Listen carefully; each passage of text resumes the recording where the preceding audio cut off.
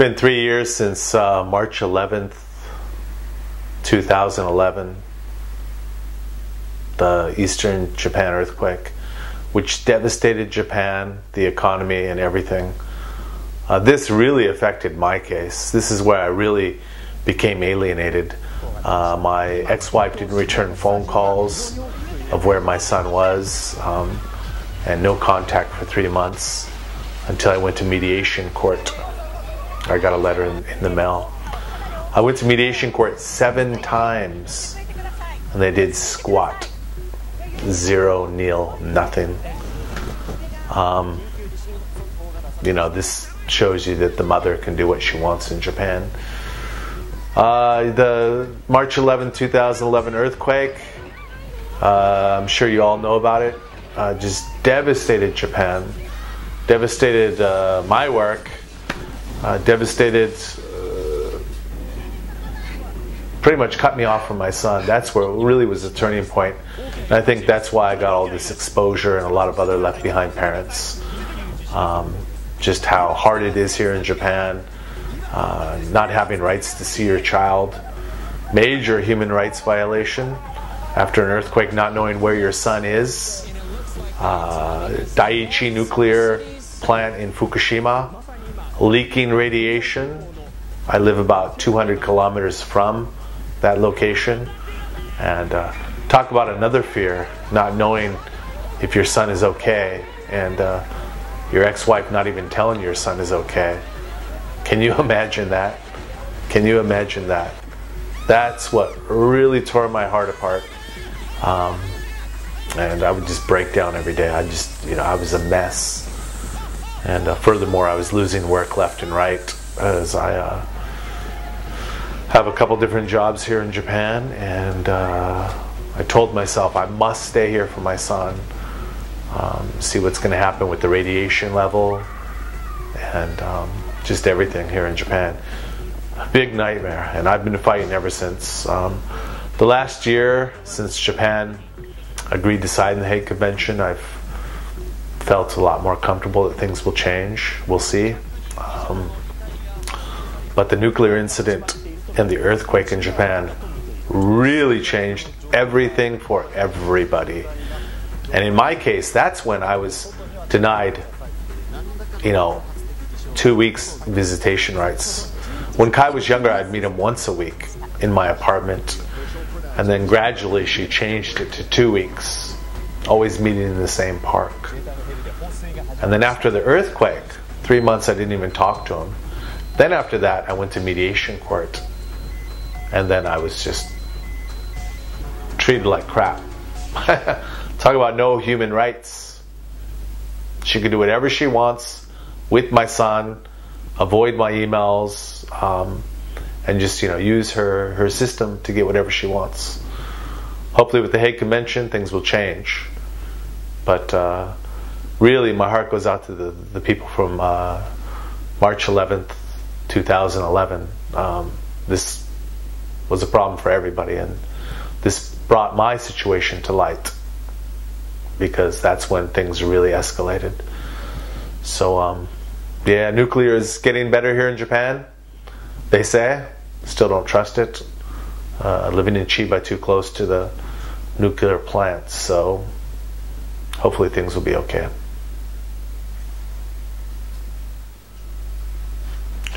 When will Japan accede to the Hague Convention?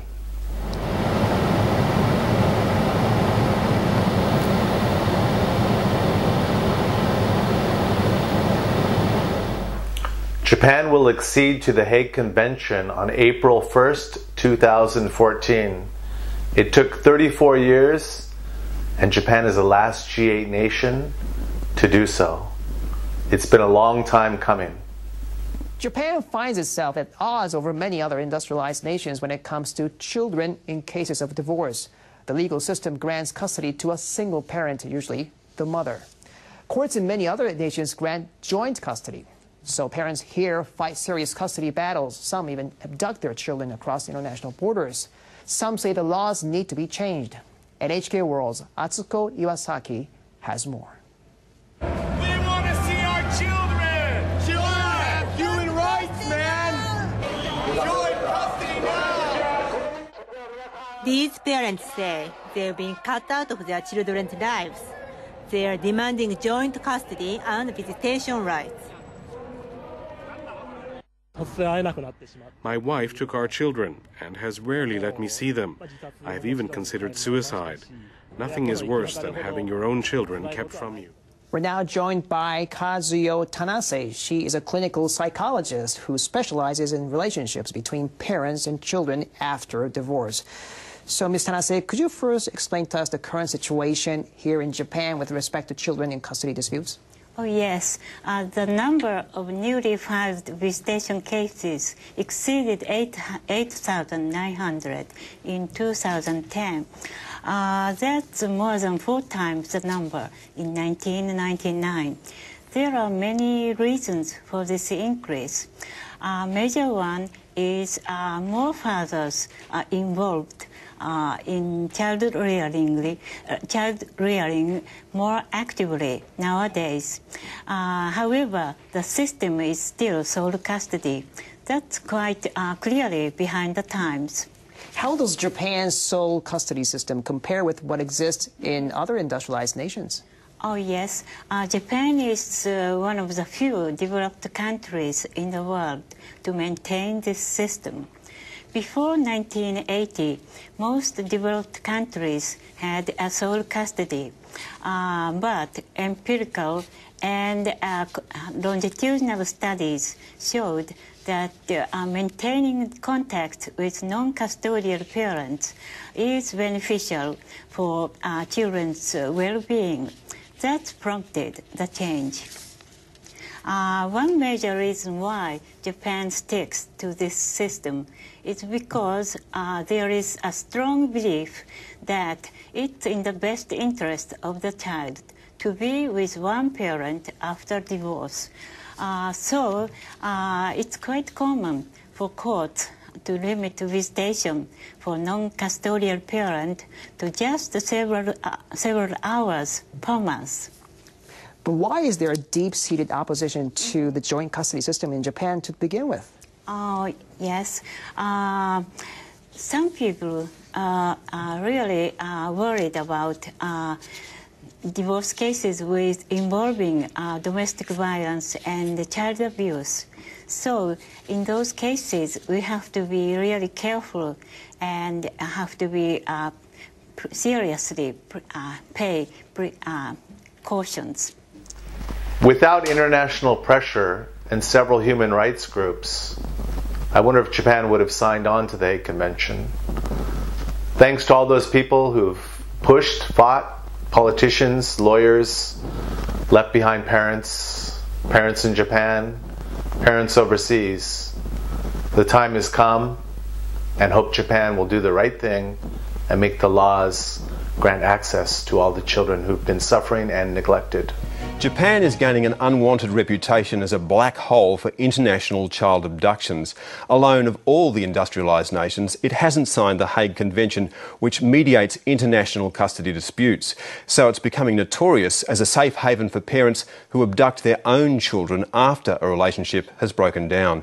In Australia, a small but increasingly vocal group of so-called left-behind parents are suffering the pain of having their children held in a distant country against their wishes. Without international pressure and several human rights groups working countless hours, lawyers overseas, lawyers in Japan, politicians, left behind parents, it'll finally happen. Will Japan do the right thing? We hope so. The President also very strongly affirmed the Japanese decision to enter into the Hague Convention, asked that this, on child abduction, asked that these steps be taken clearly and that the necessary implementing legislation would be addressed. He also indicated that while that was an important milestone for Japan, that he also asked the Japanese Prime Minister and the government to focus on the pre-existing cases, the cases that have come before. Prime Minister indicated that very clearly he knew about the number of cases. He mentioned 123. he said that he would take special care to focus on these particular issues as Japan also works to implement the joining of the Hague Convention, which the United States appreciates greatly. There will be many loopholes. This is about human rights and children's rights, granting equal access to both parents. In Japan, usually sole custody is granted to the mother. Hopefully, this will change, and we will all have the same rights. Stop child abduction! Stop child abduction! Stop child abduction! In Japan, the issue of international left-behind parents is getting harder to ignore. At a recent protest in Tokyo, timed to coincide with the visit of US Vice President Joe Biden, parents said they'd had enough. Just got to bring back our children. We have rights to see our children. Parents have rights to see their children. Children's rights! Hague Convention! No loophole! There is a feeling that... In Japan, the courts grant sole custody to the mother. She can choose whether or not you see your child or not. This needs to change. Madam Secretary, welcome to the committee. Thank you. I just returned from visiting our friend and ally Japan, where I spoke with members of the Foreign Affairs, Ministry of Justice, and the Diet regarding the fact that Japan has become a destination country, a haven for international child abduction. I want to note parenthetically our Foreign Service officers were extremely competent, as well as our Consul General, and empathetic. As you know, there are at least 171 children and 131 broken-hearted parents who are worried sick and have no access in most cases to even see their children. All of us, of course, want Japan to sign the Hague Convention on the Civil Aspects of International Child Abduction, but as you know, that treaty will not solve the current cases, and they stand a great risk of being left behind a second time. My question is, what is the administration's plan to resolve the current cases? On at least 5 occasions, President Obama has met with both Prime Minister Khan and Harayama. Did he personally raise the issue of those children and their left-behind parents? In my case, my ex-wife does not give me access. I have not seen my son Kai in 3 months, despite family court orders saying I'm able to see him once a month. After April 1st, 2014, the courts, the city halls, the lawyers, the politicians, they all need to change the structure within Japan. I recommend that divorce papers, marriage papers are all translated. That should be something in Japan that's a given. We shouldn't have to ask for that. When you get married internationally, it's not always easy, but you should have access to see your children. In Japan, they side with the mother. This has been a long time coming. 1980, 2014, 34 years. Children deserve to know they are loved. Parents deserve to have access to their children. Japan, hope you do the right thing. Tim Johnston hasn't seen his 6-year-old son Kai since the earthquake in March. He thinks his ex-wife has told Kai he's dead, and he knows he can't do anything about it. Being a foreigner, you don't have rights. Hopefully that's going to change. I'm going to be optimistic, stay strong, but we'll see. Many hope that Japan's signing of the Hague Treaty will bring a change to its single custody system. My son Kai is 9 years old. He'll be 10 November 29th. I miss him so much. I haven't seen him in 3 months. He's the apple of my eye and everything I live for, and the sole reason I stay in Japan. After the signing of the Hague Convention, hopefully I'll get more access to him. I haven't seen him in 3 months, and I miss him dearly. It just can't explain. Words will not explain. One of the reasons I'm making this video is hopefully someday he'll see how much I loved him. Regardless of what his mother says, not having access to see me, I miss him. I feel my son is his mother does a good job. He studies hard, He's very smart. Wish he spoke more English. We usually communicate, and I speak to him in English and he answers in Japanese, and we understand each other. Lived here for about 17, 18 years now, so I can understand pretty much most Japanese. Just kind of like Kai, I don't have the confidence in speaking Japanese. Kai understands English. He always answers in Japanese. It's very cute. Sometimes people see us and they wonder, what are they doing? Because I'll ask him something in English and he'll respond in Japanese, and that's how we communicate. Cherry blossoms are coming soon, and my wish would be to sit under a tree and have lunch, have dinner, have a meal with my son Kai. Up until this point, I've never had a meal with my son. I usually meet him on Sunday in the park under his mother's supervision. Hopefully things will change, and that's all I can wish for in making this video. I only have one son, and well, I really love you, Kai. Oh, stop. Start with your visit to Japan, and thank you for bringing greater visibility to this very painful problem that I am deeply concerned about. In fact, I, for the first time, created in the department the position of Special Advisor on Children's Issues. It's something that I've worked on for my entire adult life, and we are actively engaging foreign governments to go ahead and join the Hague Conventions, both on child abduction and on adoption. And I have raised it in every meeting that I have had with my Japanese counterparts, and I've had many Japanese counterparts because the governments have changed in the 2 years that I have been involved.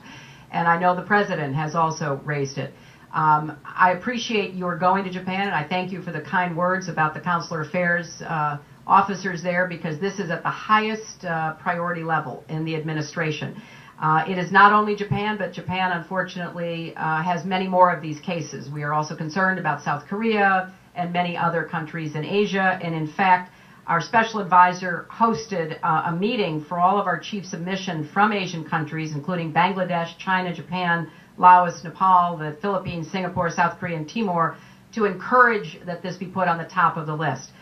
With respect to the pending cases, it is my belief that if we can get the conventions approved, we will have a stronger argument on the pending cases. I think that there will be a recognition that Japanese society has changed its views about how these cases should be handled, and I think that will open more possibilities for the families that are unfortunately suffering from the abduction of their children.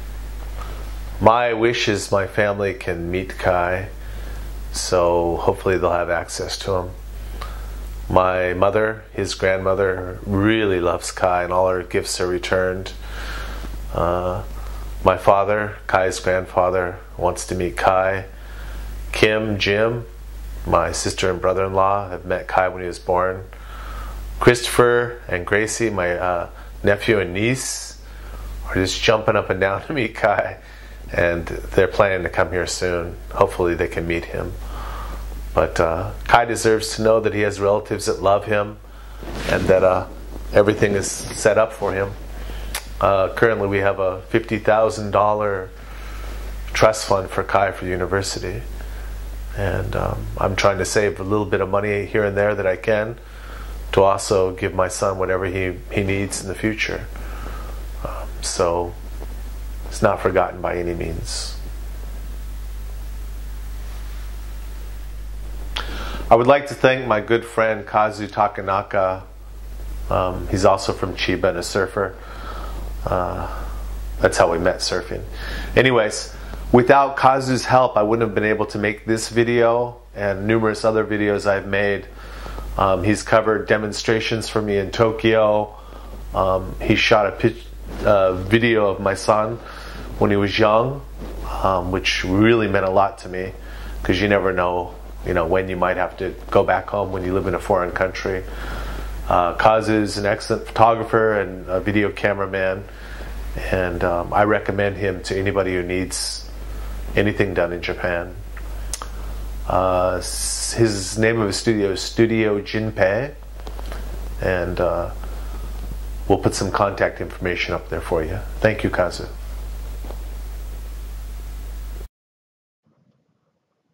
Hello, everyone. We are here today to tell you about a terrible human rights tragedy that few people know about: parental child abduction to and within Japan. We have formed an NGO called Kizuna Child Parent Reunion to stop it. This is the story of how parental child abduction occurs both within and to Japan, and how we at Kizuna Child Parent Reunion are working to end it. The loss of a child by parental child abduction is one of the most painful things that a person could endure.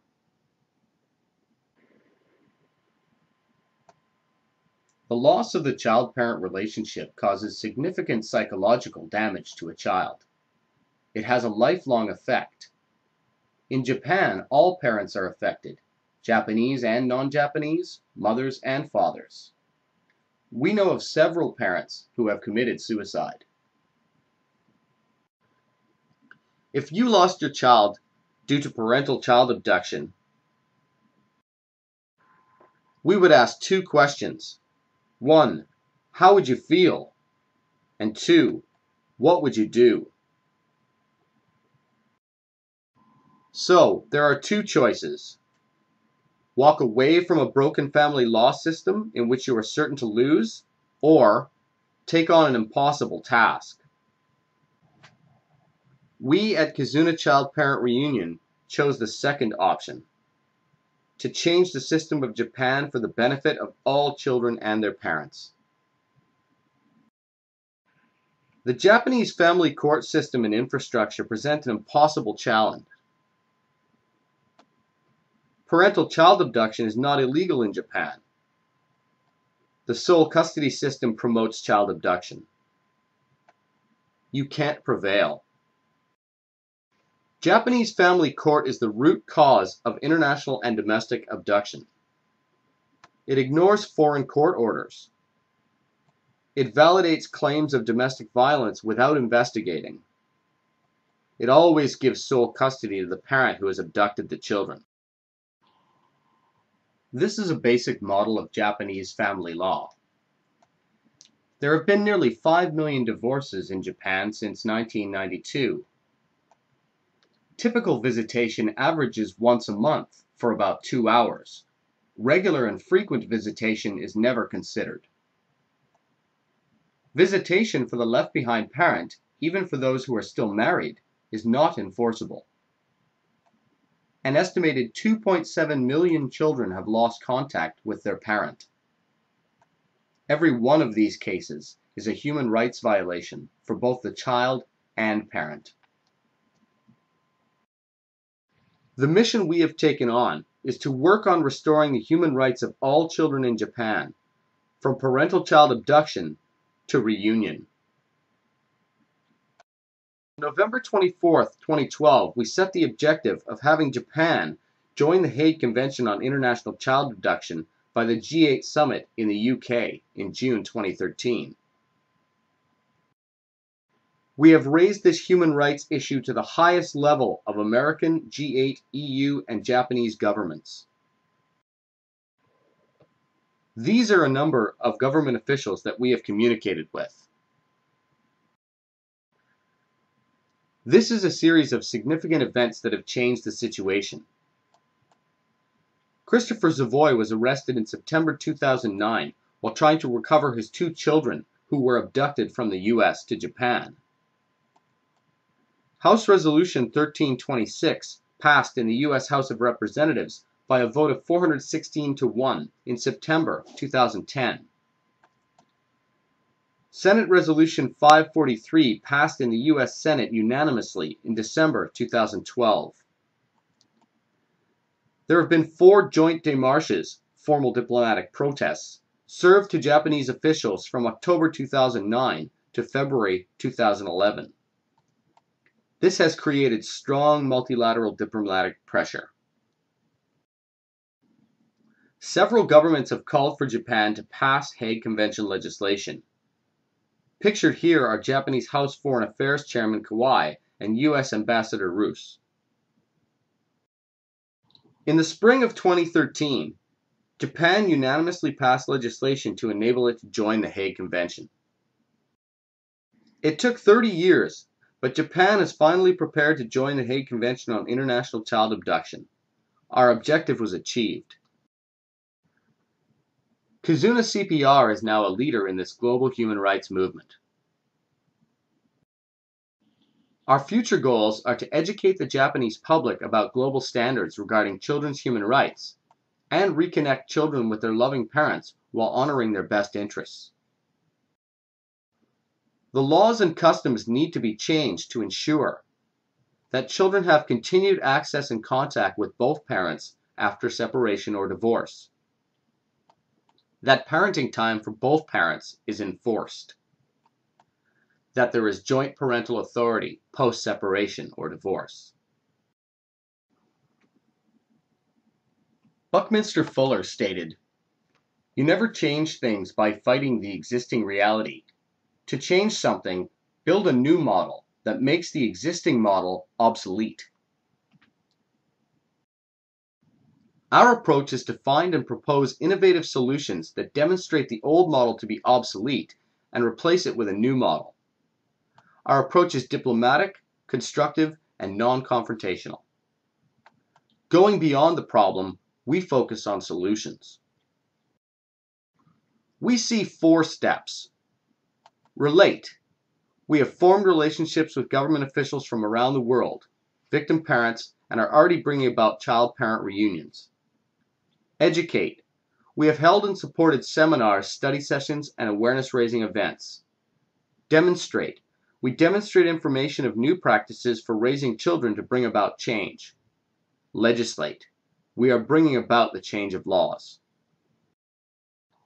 The results of these efforts should be new legislation, a transformed social mindset of Japan, children raised by shared parenting in all circumstances, human rights of children upheld in Japan. We are working on obtaining permission to implement visitation under the Hague Convention in Japan. This requires cooperation between governments and the expertise of professionals for child-parent reunions in Japan. How can you help? Everyone has a unique set of skills and abilities to solve this complex human rights problem. Please ask yourself what your skills and abilities are and how you can help us. We need your help. Become a member. Tell others you know about us. Like us on Facebook. Become active in our events. Please donate. Help us to help all the children.